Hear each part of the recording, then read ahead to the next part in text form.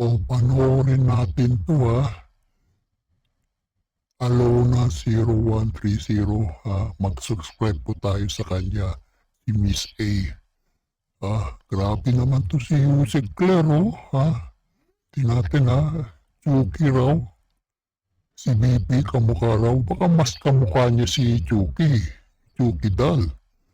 O sige, panoorin natin ha. Panoorin natin tong music clear na tigas ng mukhang kupal nito ha. Po, ipa-vlog niya, filter yung mukha niya, hayop siya. Kupal talagang mamintas, hayop kang kupal ka. Sa bandang huli papakita ni Miss A yung yung talagang mukha nitong music clear nito. Iba ulit yung itsura niya. Wait lang ha. Parang ganito eh. Share ko lang. Diba? Yun o. Parang ganyan o. Diba? Parang ganyan lang. Parang ganyan. Paggalit. Diba? Anyway, balik tayo. Tingnan nyo o. O, diba? Mga kaklit, tingnan nyo dito o. Mare, parang masyado ka ng desperada. Para sa isang abogada, idadaan mo na sa ad hominem ang vice-presidente, hindi na ba talaga kaya? Di ba? Yung kahit anong gawin mong paninira, hindi talaga epektibo. Tapos yung kahit anong gawin mong pag-angat sa presidenteng bangag, hindi pa rin lalong epektibo. Nag-negative 3 pa nga eh. Di ba? So dadaanin mo na sa ad hominem si Vice President. Tingnan mo nga itsura mo. Kahit nakatawa ka, nakasimangot ka, kahit ano itsura mo, pare-pareho lang. Mukha kang kipay na hindi na nabenta. Alam mo yun? Kaya ang ginagawa mo na lang, hinihimod mo yung puwet at tumbong ng presidente kasi nga mukha kang kipay na lanta.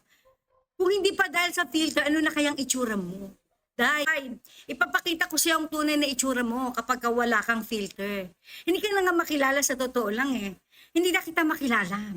At yung mga nakasama mo, okay? Hindi ko na babanggitin na sa Kabatas community. Ayokong banggitin yun. Okay? Sinabi nila kung anong itsura mo. Hindi ganyan. Para kang kipay na lantana. Alam mo yung ayaw ka ng diligan. Kaya nga, di ba, kapit tuko ka eh. Hinihimod mo ang tumbong, pati ang yagbuls ng presidente, kahit alam mong sobrang asim at sobrang pawis na pawis yan. Eh, nag-judge yan eh. Diba, nakita mo may tsura ng ngipin niya, puro tinga. Pero presidente ka, ang dami mong tinga. Kasi dudugo pa yun, yung gilagid mo, yung ngipin mo, nakakadiri. Papakita ko sa inyo kung ano yung tsura talaga ng kumari ko pag wala siyang filter. Sabihin mo, sino nga bang kamukha nung nakakatakot na karakter na sinasabi mo? Ikaw ba? O ang Vice President? My God, nakakaya ka. Dinaan mo na sa ad hominem, Mare. Nakakaya to, parang bata. Well, papalala ko lang ulit sa'yo, no? Yung itsura mo. Ito, ipapakita ko sa'yo yung itsura niya na para malaman nyo, mukha yung kipay. Na wala nang gustong dumilig. Lantang-lantang. Ayun, abogado na po tayo na to. Pagkatapos, Yusek pa to ha? PCO Yusek pa to, dinadaan sa ad hominem, ang Vice President of the Philippines. Can you imagine? Tapos magdedemand kayo. Nagagalit kayo pag binabasto so hindi nire-respeto ang Pangulo. Uy! It's a tie, baby. It's a tie. Kaloka. Tsaka mo. Akang kifi. Kifing ina mo.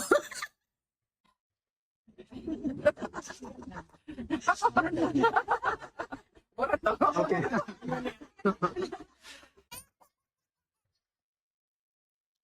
Ito pala yung mukha ng pagmumukha pala itong music clear nito, no? Kupal talaga tigas ng mukha ito. Grabe ng mukha nito.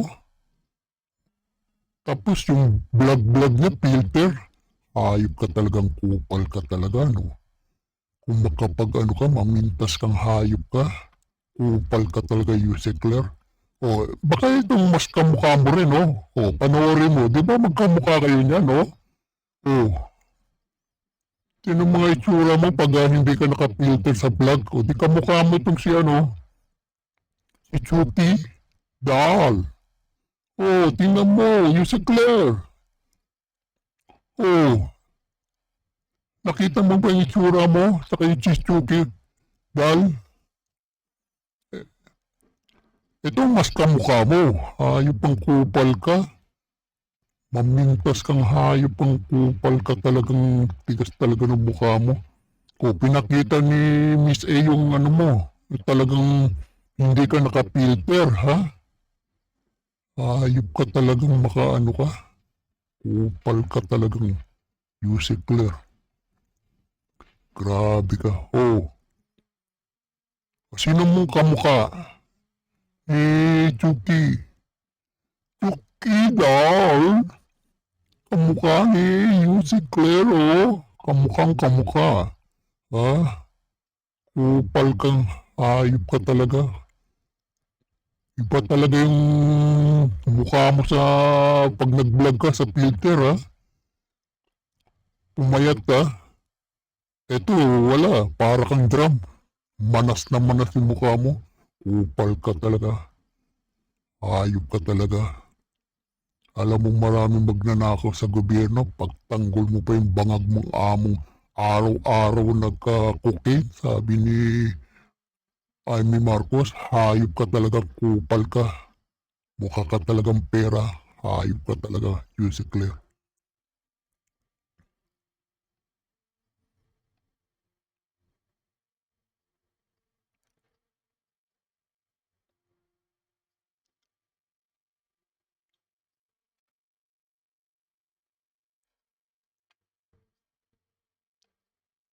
O, dito naman tayo sa ano,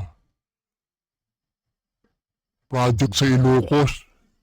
Ha? Yung project ni Sandra. Sandro Marcos. Kabata-bata pang hayop nito. Kurakot ang hayop talaga. O, panoorin natin. Ano ho ba ang inyo pong kaalaman, karanasan o impormasyon? Kasi po, ang magiging timon talaga dito, ang presidente. Di ho ba? Mismo. Kasi nasa kanya ho yung power, no? Nasa kanya po ang resources. Pero meron ho bang mga pagkakataon na hindi po magiging ganoon ka sincero ang aksyon ng presidente kasi baka umabot sa pintuan ng presidente ang iskandalong ito? Magandang katanungan nga ho yan, Sir Ted. Ano? Ako nga, personally, nakita ko sa Ilocos Norte. Ano? I know that the President is not aware of what really happened. Pero yung pa lang ho sa Ilocos Norte, yung pinuntahan ho namin ng mga projects doon, talagang maanumalya na eh. Tapos meron pa nga ho doon na dineclare nilang force majeure. At nung kinakausap ko na yung mga residente doon, community doon, natataranta na yung mga district engineer. Dahil mali-mali yung binibigay nilang informasyon sa akin, tapos nung tinatanong ko na yung residente, hindi ho totoo yan. Ganun. Ibig sabihin kung merong force majeure doon na nilagay nila doon sa Gabupan, lugar mismo ni Senator Amy, ano pa kaya doon sa ibang lugar? Kaya napakarami ho talaga.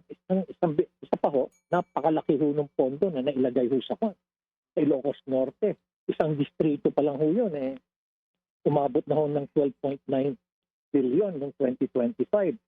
Iba pa yung ibang distrito. Kaya can you just imagine ano yung absorptive capacity? Kaya talaga hong daming maanomalya. Kaya siguro siguro kailangan din ni Presidente talaga na magbigay pa ng matinding salita para imbestigahan na rin yung mga nangyari sa Ilocos Norte. That's the only na talagang maipakita niya talaga na sincere siya rito sa pag-iimbestiga. Are you referring to the district of Congressman Sandro Marcos? Malaki rin ho natanggap. Based din doon. Naku sabi ko na nga ba Ilocos Sandro Marcos hayop akal. Magnanakaw din palang hayop na yung Sandro Marcos na yan. Hindi makakasuha niya. Kita mo nga yung pinsa ni Bangag Itang baluslos Walang nakasuhan Hayop bago magpasko. May makukulong daw Diskaya lang ang kayang ipakulong tong Bangag nito. Yung mga congressman, Gradiola, Momo, Kaya ba kasuhan yung hayop na yan? At ng bangag na yan? Sa panahon natin, dun ho sa files na naibigay ho sa atin, it's about 13 billion din na natanggap niya no 2025. Tapos iba rin ho yung sa ibang district pa ng Ilocos Norte sa 2nd District. From 2 billion, natanggap nila 7 billion din. So can you just imagine for the entire Ilocos Norte, almost 20 billion for 2025 ang naibigay. Oh, kita mo, almost 20 billion sa Ilocos Norte. Hayop talaga. Yan nasabi ni Jose Cabral allocable billion-billion. Ha? Allocable, billion-billion. Sandro Marcos at si Tambaloslos Romualdez, hayop na yun. Hanggang ngayon di pa nakasuhan. Bangag ka talaga, hayop ka. Hindi mo kaya kasuhan yan, di ba? Bangag. Yung kaya mo lang yung mga engineer, si Gradola, si Mumu, hayop mga congressman, kaya mo ba kasuhan yan? Hayop kang bangag ka talaga. Araw-araw ka na lang na nagkukutin, sabi ni Amy, hayop ka talaga.